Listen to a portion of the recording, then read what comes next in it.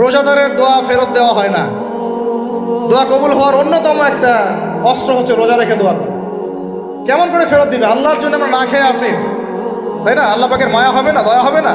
আমার বান্দা না খেয়ে আছে, আমার বান্দা পানি ত্যাগ করছে, আমার বান্দা স্ত্রী সহবাস ত্যাগ করছে, হালালগুলো ছেড়ে দিয়েছে আমার জন্যে, তা আমি কেন তার দোয়া? অবশ্যই আল্লাহ পাক উপযুক্ত মনে করলে দোয়া কবুল করবেনই করবেন ইনশাআল্লাহ।